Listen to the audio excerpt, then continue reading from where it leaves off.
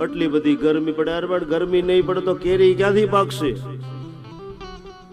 ફરિયાદ નહીં, મારી માં કુળદેવી ચામુંડા મને ને તમને જે પરિસ્થિતિમાં રાખે એ પરિસ્થિતિમાં જલસા કરી લેવાના. આપણી કેરીની ચાહના ખાલી આપણા ઇન્ડિયામાં નથી, ફોરેનની અંદર કેટલા માણસો કેરી ખાય છે. આ અનુભવની વાત કરું છું. આફ્રિકામાં વિજયભાઈ એક કેરી છે 12 માસ મળે, પણ આપણી ગીરની કેરી જેવો ટેસ્ટ ન્યાની કેરીમાં નથી હોતો. એ સ્વાદ તો આપણા ગીરની જે કેરી હોય એનો જે સ્વાદ, નહીતર આખું વિશ્વ આપણા કેરીની ચાહના રાખે ખરા. કા આફ્રિકામાંથી કેરી નથી લઈ જતા, કેરી ઇન્ડિયામાંથી જ જાય. માતાજીને કહેવાનું, માં તું જે પરિસ્થિતિમાં રાખીશ એ કબૂલ છે, પણ માં જરૂરી છે તારી કૃપા મારા પરિવાર ઉપર વરસતી રહે. યજ્ઞશાળાની અંદર આવ્યા છે પ્રમુંચ નામના ઋષિ. અદ્ય પૃષ્ટો મયા વહની કોસ્યા ભરતા ભવેષ્યતિ તેનોક્તમ દુર્દમો રાજા ભવિતાસ્ય પતે ધ્રુવમ.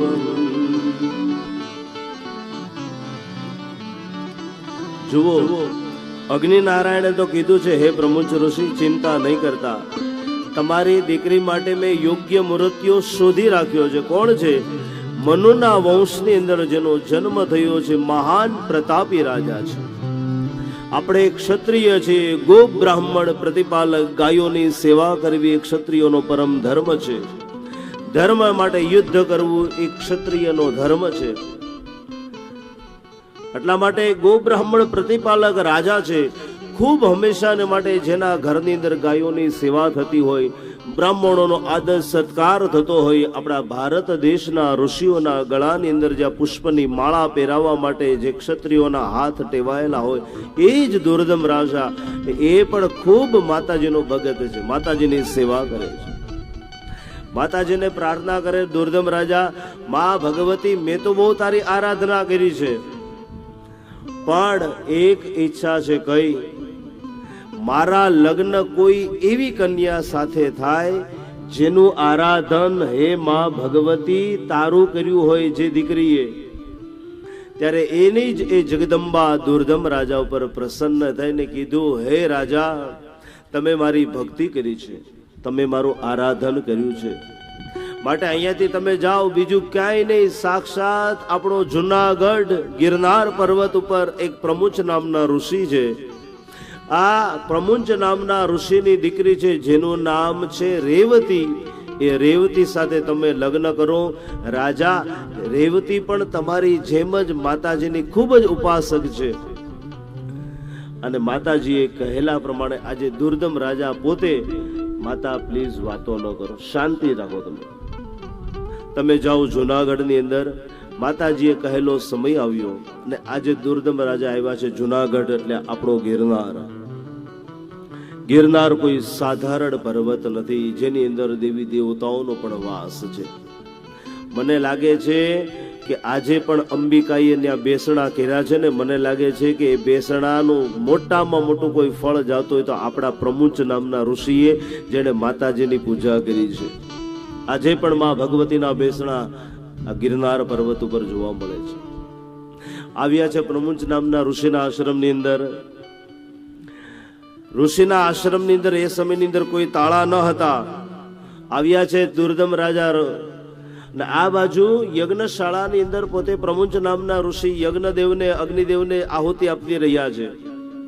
એવા જ સમયે આંગણાની અંદર પ્રવેશ કરીએ, કોઈ દેખાણો નહીં, અને અવાજ કર્યો, બોલ્યા છે કેવી રીતના?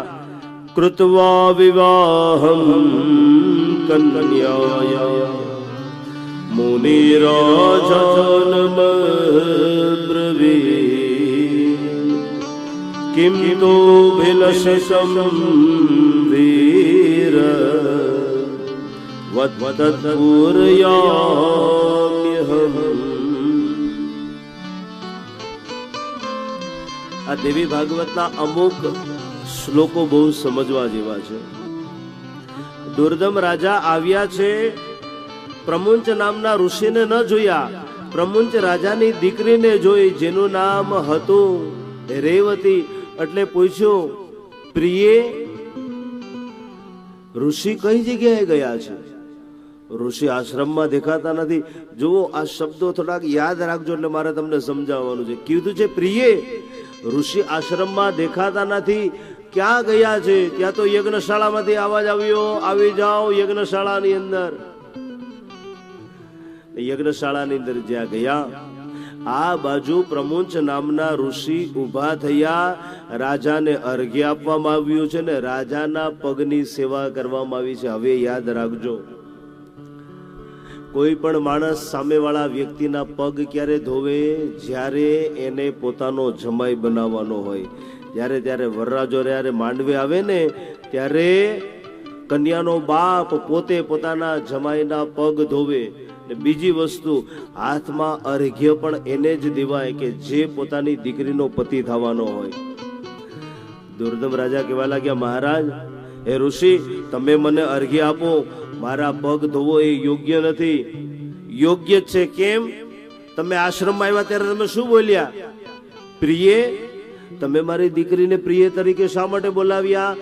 પ્રિય શબ્દ ખાલી માત્ર ને માત્ર પોતાની પત્ની માટે જ આ શબ્દનો ઉપયોગ થાય, બીજા કોઈની માટે ન થાય. તો તમે પ્રિય શબ્દ બોલ્યા શા માટે? તમે મારી દીકરી સાથે લગ્ન કરશો? દુર્દમ રાજા વિચાર કરવા લાગ્યા, આ તો માતાજી જ સહાય કરે છે. માતાજીએ કીધું હતું કે રેવતી નક્ષત્ર, રેવતી ની નામની દીકરી સાથે તમારા લગ્ન થશે. હવે આજ ઋષિ કેવા લાગ્યા, મહારાજ, લગ્ન કરું ખરા, પણ મને તમારી દીકરીનું નામ કહેશો, તમારું ઓળખાણ આપશો? એટલે પ્રમુચ નામના ઋષિ કીધું, હે દુર્દમ રાજા, મારું નામ પ્રમુંચ ઋષિ છે ને આ મારી દીકરી છે ને એનું નામ છે રેવતી.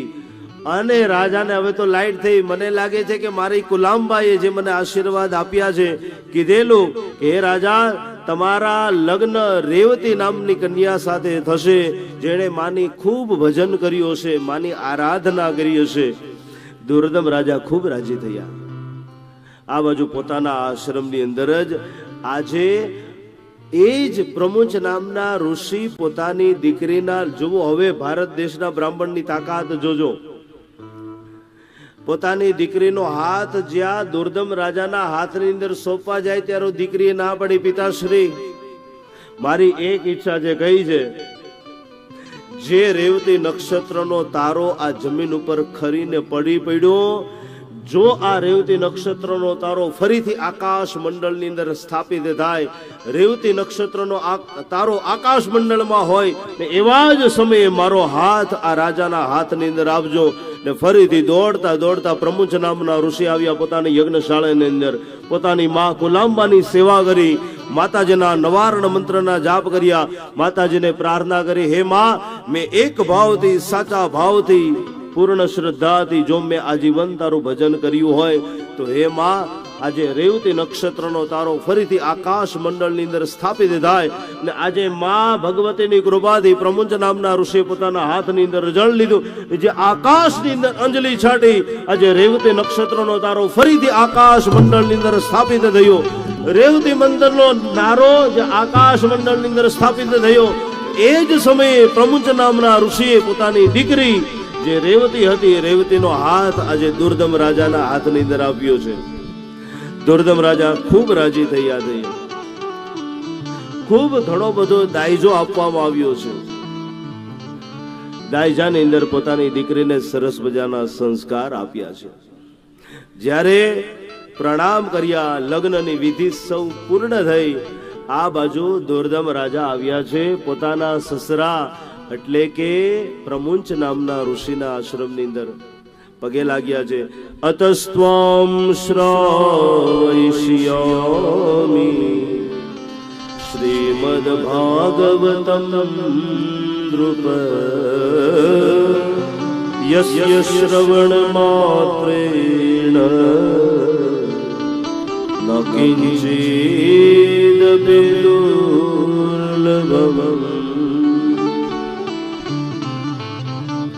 આજે ભારત દેશનો એક ક્ષત્રિય આજે ભૂદેવના ચરણમાં પ્રણામ કરે છે. હે ઋષિ મુનિ, હું તમારા ચરણોમાં પ્રણામ કરું છું. એક આશીર્વાદ આપો. કેવા? ક્ષત્રિયનું કામ શું છે?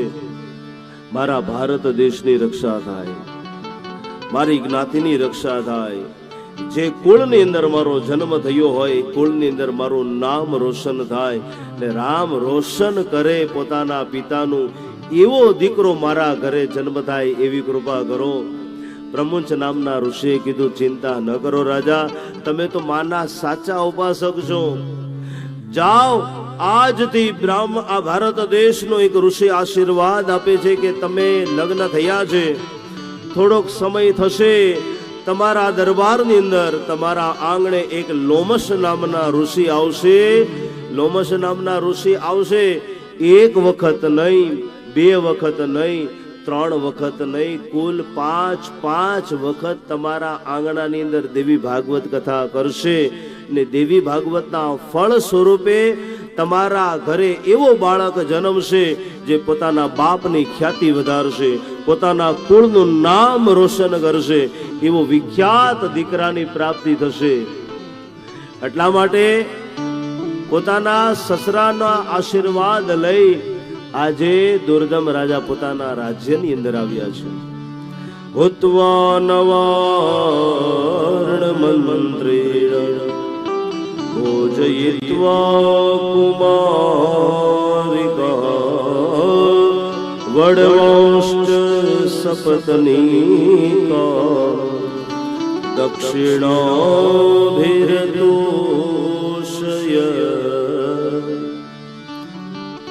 સમય થયો. આ બાજુ દુર્દમ રાજા ને રેવતી બંને મહેલની અંદર આવ્યા છે. લગ્ન સંસ્કાર આગળ ચાલ્યો છે. માતાજીનું આરાધન વધવા લાગ્યું. પતિ અને પત્ની બંને જણા માની પૂજા કરે, માનું આરાધન કરે ને આરાધનના ફળ સ્વરૂપે આજે પ્રમુંચ ઋષિએ કહેલો સમય આવ્યો. આંગણાની અંદર આવ્યા છે સાક્ષાત લોમશ ઋષિ આવ્યા છે. લોમશ ઋષિનું ખૂબ સ્વાગત કરવામાં આવ્યું છે. યાદ રાખજો, ફરીથી યાદ દેવડાવું તમને બધાને, દુર્દમ રાજાએ કોઈ દિવસ લોમશ ઋષિને કીધું નથી કે બાપજી તમે અમારા આંગણાની અંદર પધારો. ભારતનો કોઈ સંત, કોઈ બ્રાહ્મણ, કોઈ ઋષિ વગર આમંત્રણે આપણા ઘરે આવે એટલે સમજવાનું આપણું કુળ પવિત્ર થાય. આપણા સંતોની અંદર એટલી બધી તાકાત છે. કોઈ પણ પ્રકારનું આમંત્રણ નહીં, વગર આમંત્રણે જ્યાં લોમશ ઋષિ આવ્યા, રાજા અને રાણી બંને જણા ઉભા થઈ ગયા. લોમશ ઋષિનું સ્વાગત કર્યું છે, સરસ મજાનું ભોજન કરાવવામાં આવ્યું છે. લોમશ ઋષિ કેવા લાગ્યા, રાજા તમે મારું સ્વાગત કર્યું છે પણ મારી ઈચ્છા છે. કઈ? બસ અહીંયા તમારા દરબારમાં આવ્યો છું તો એક ઈચ્છા છે. તમે તો બહુ માતાજીની સેવા કરી છે, મારી ઈચ્છા આવી છે કે હું તમારા દરબારમાં આવ્યો છું ને તો માની કથા મારે તમને સંભળાવી છે. અને દુર્દમ રાજા જુઓ, અરે હે મહાત્મા, શું વાત કરું, આ માની કૃપા જ છે કે એ જ પ્રમુચ નામના ઋષિએ મને કીધેલું કે તમારા આશ્રમની અંદર, તમારા દરબારની અંદર લોમશ ઋષિ આવશે. એક વાર નહીં, બે વાર નહીં, 5 વખત માં ભગવતીની કથા સંભળાવશે. મને લાગે છે કે માની કૃપા મારા પરિવાર ઉપર વધતી રહી છે. લોમશ ઋષિએ જે આજ્ઞા કરી, સરસ મજાની વ્યાસપીઠ તૈયાર થઈ. વ્યાસપીઠ ઉપર બિરાજમાન થયા છે લોમશ નામના ઋષિ.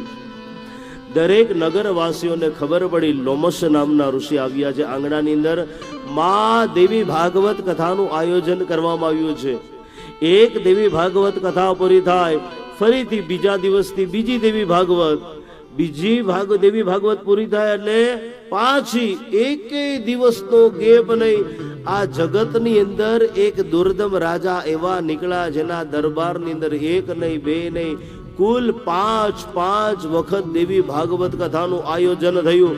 5મી દેવી ભાગવતની કથા જ્યાં પૂર્ણ થઈ, એમ કહેવાય કે યજ્ઞશાળાની અંદર મૂર્તિમાંથી અવાજ આવ્યો, હે દુર્દમ રાજા, તમારી ભક્તિથી, તમારી તપશ્ચર્યાથી હું તમારી ઉપર પ્રસન્ન થયો છું.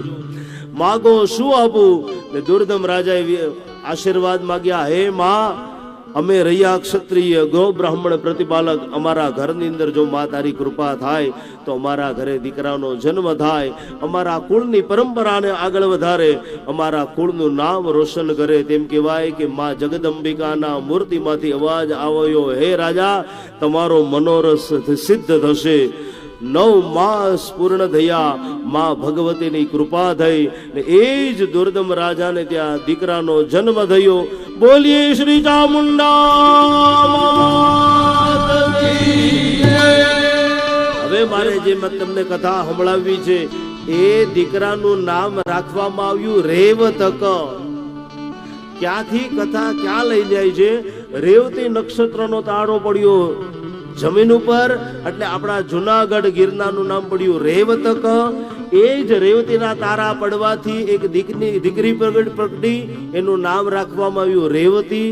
ને રેવતીના ઘરે જે દીકરો થયો મનુ વંશને આગળ વધારનાર, એનું નામ પણ રાખવામાં આવ્યું રેવતક. મા ભગવતીની કૃપાથી મારા ઘરે બાળકનો જન્મ થયો અને બાળકના બધા સંસ્કાર કરવામાં આવ્યા છે. બાળકને બહુ સુરક્ષિત કરવામાં આવ્યો છે અને બાળકને બધી વિદ્યાની અંદર પારંગત કરવામાં આવ્યો છે. આ મા ભગવતીની કૃપા છે. માની કૃપાથી બાળકનો જન્મ થયો. અહીંયા દેવી ભાગવત કથાનો 3જા દિવસનો કથા માતાજીના ભગવાનમાં, માતાજીના ચરણોમાં સમર્પિત કરીએ. આપણા ઘણા બધા મહેમાનો પણ આજે આંગણે આવ્યા છે. સૌ કોઈનું સ્વાગત કરીએ છીએ. 2 મિનિટ માટે ભગવાનને યાદ કરીએ. ફરીથી બપોરના 3 થી 6 જેમ બને તેમ થોડા જલ્દી આવી જજો. આપણે માતાજીના ગુણગાન ગાશું. શ્રી રામ જય રામ જય જય